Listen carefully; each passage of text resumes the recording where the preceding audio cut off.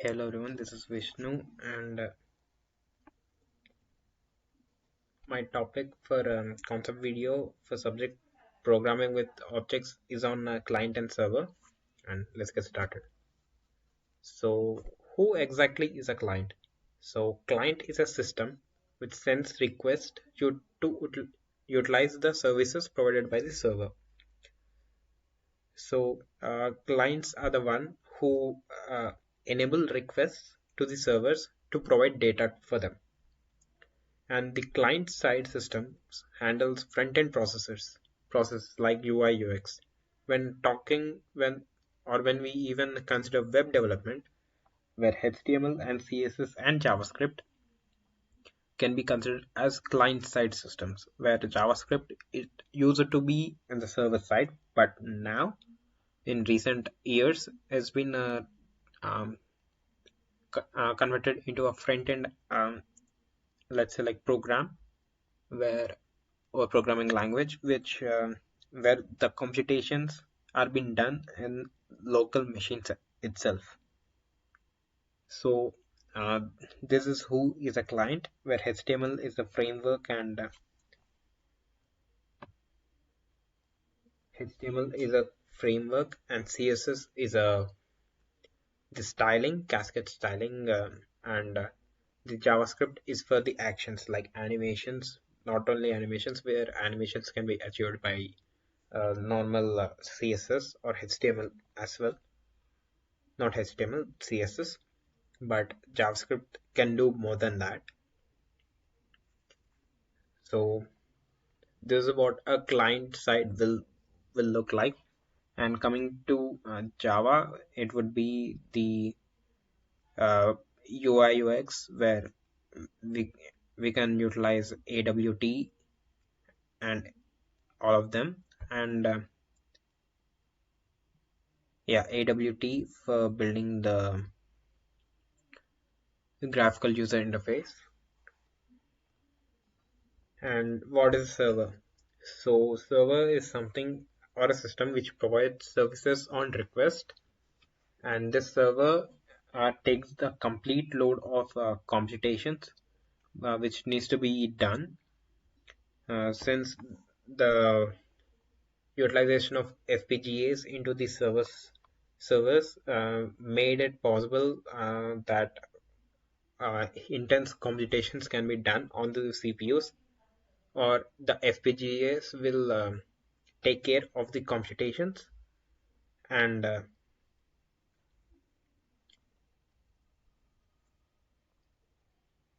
CPUs would do the computations, or no, CPUs would do the getting getting requests and sending requests job.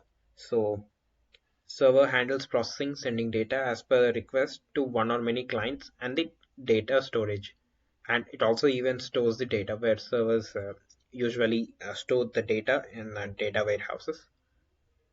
So moving on, uh, up applications, where servers, we can also say that in terms of data storage it can be SQL, NoSQL, which is nothing but the MongoDB, where is where MongoDB is kind of similar to the Python's dictionaries, where it runs on key value pairs.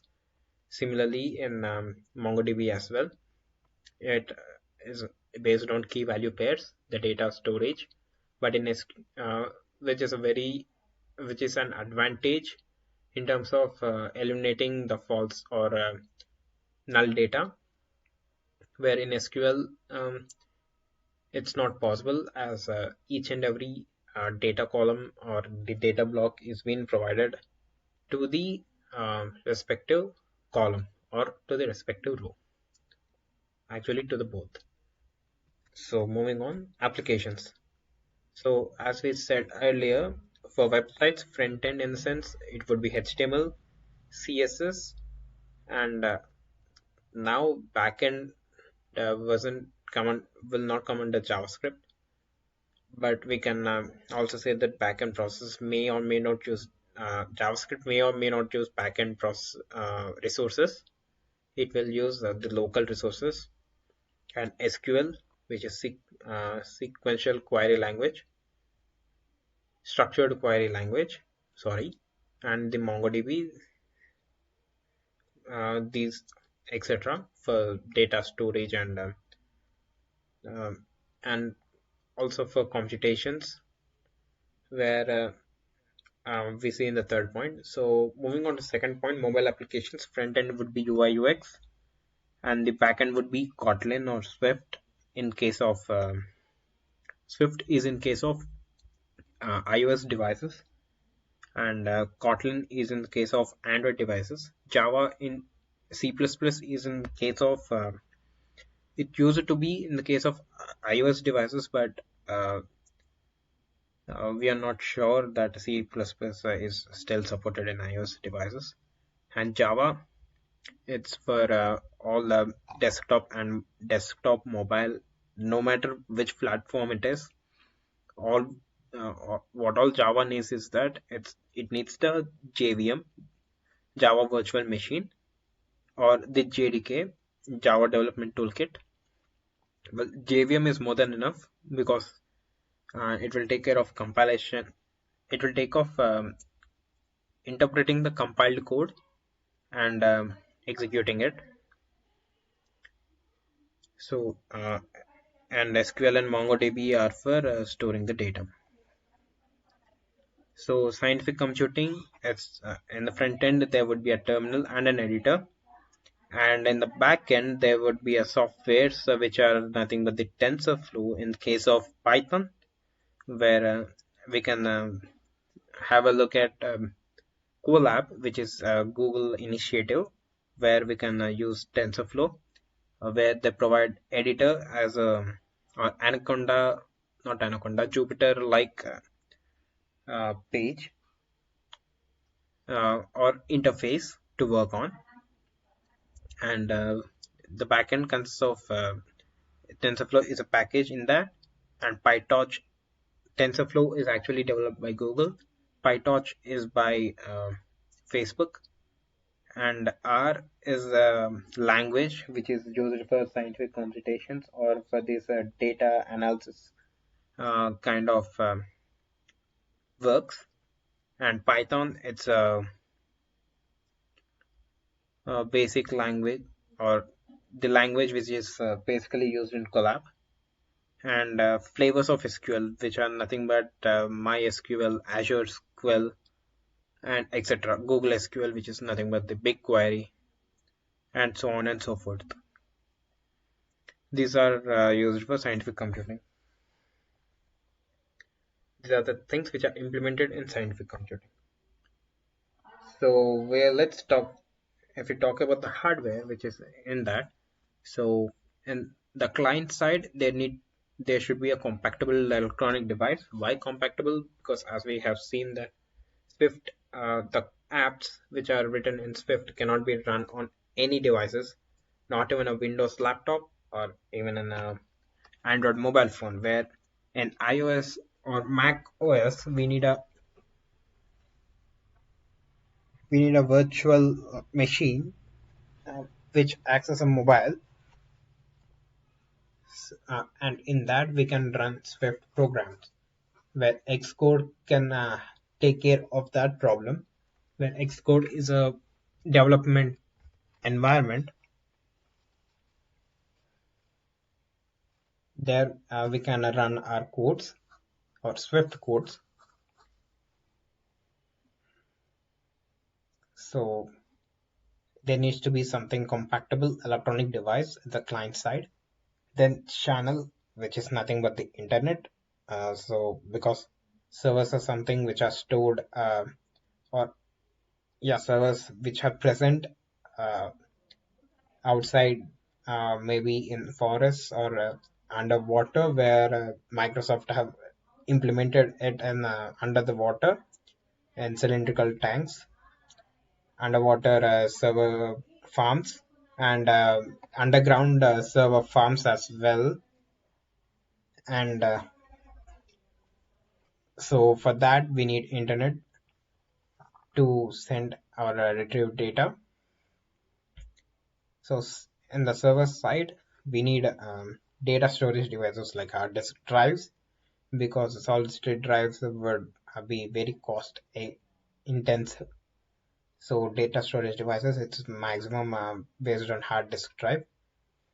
So multi-core processors, let's say a Threadripper, a Ryzen Threadripper, which consists of maybe 36 cores in that. The recently launched processor, where it back then it used to be 24 core processors. So these many cores are required as to handle multiple request loads. So multi-core processors and power and cooling.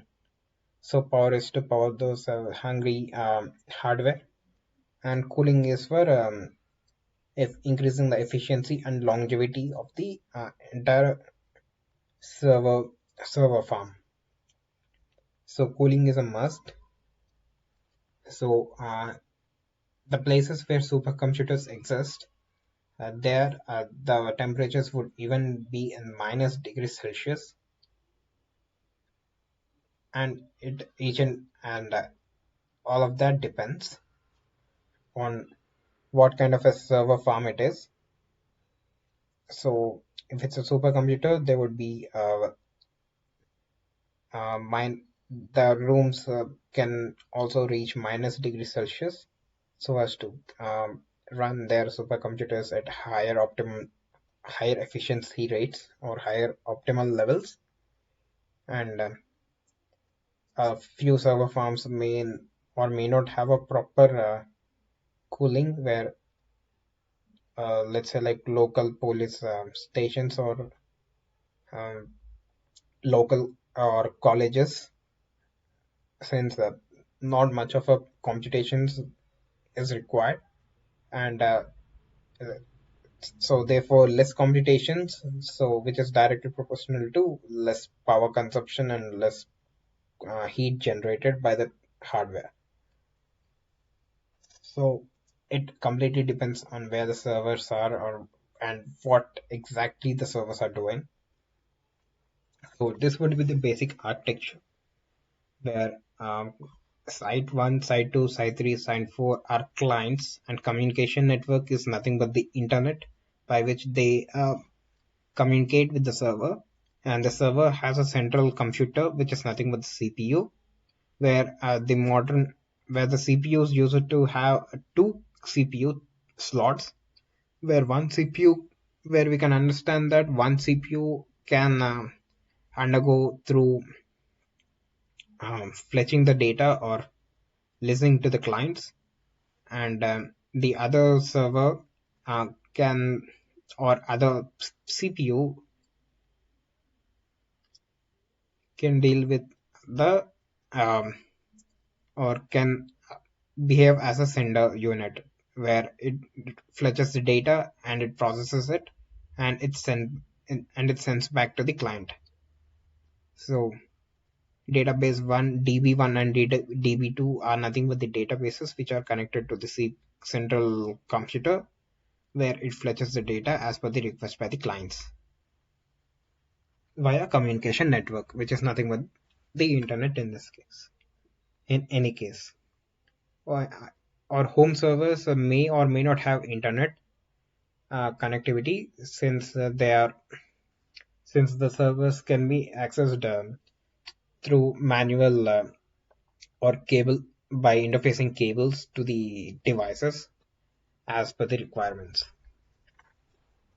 So that's all, everyone. Thank you.